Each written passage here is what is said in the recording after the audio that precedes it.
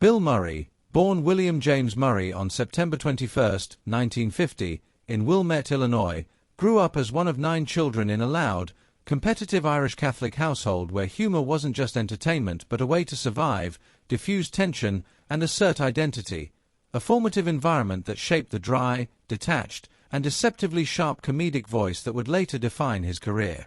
Educated in Jesuit schools, Murray struggled with authority and discipline, learning early how humor could expose uncomfortable truths while masking vulnerability. His path to fame was anything but direct. After an unfocused start in college and a period of personal uncertainty, he found his calling in improvisational comedy with Chicago's Second City, where his instinct for timing, irony, and unpredictability set him apart. His breakthrough came in the late 1970s on Saturday Night Live, where his deadpan delivery, understated reactions, and characters like Nick the Lounge Singer demonstrated that he could generate laughs through silence, restraint, and a raised eyebrow rather than sheer volume. From there, Murray transitioned seamlessly into film, becoming one of the defining comedic stars of the 1980s with movies such as Meatballs, Caddyshack, Stripes, and Ghostbusters, performances that revealed his rare ability to combine sarcasm and irreverence with an undercurrent of humanity.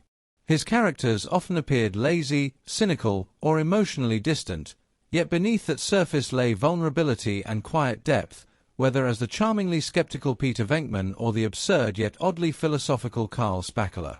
Refusing to be boxed into a single comedic mold, Murray gradually gravitated toward darker and more introspective material, with films like Scrooged and especially Groundhog Day redefining what a comedy could be, transforming a high-concept premise into a meditation on time, redemption, empathy, and personal growth.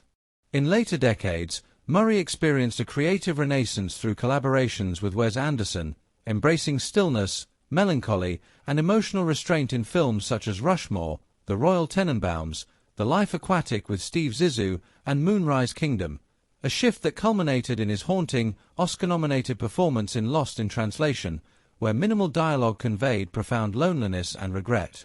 He continued to surprise audiences with quietly powerful work in Broken Flowers, the self-aware humor of his Zombieland cameo, the somber introspection of Get Low, the nuanced authority of Hyde Park on Hudson, the layered warmth of St. Vincent, the reflective wit of On the Rocks, and most recently The Friend in 2024, proving his relevance across generations.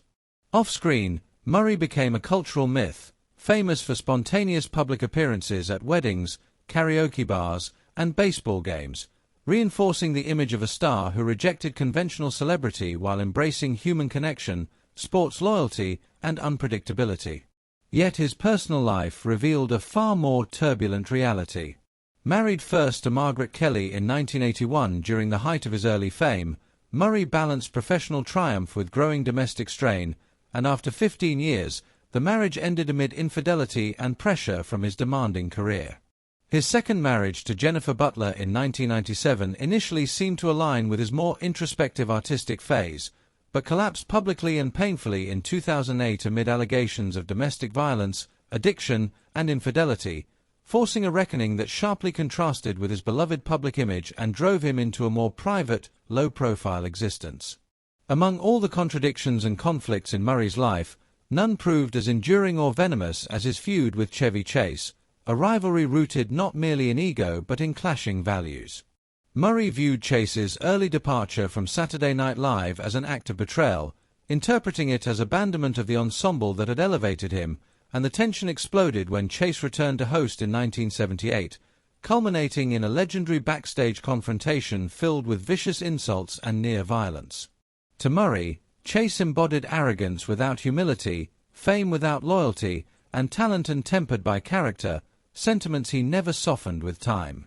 Their strained interactions on Caddyshack only reinforced Murray's disdain, and unlike other youthful conflicts he later dismissed, his animosity toward Chase remained blunt and unresolved.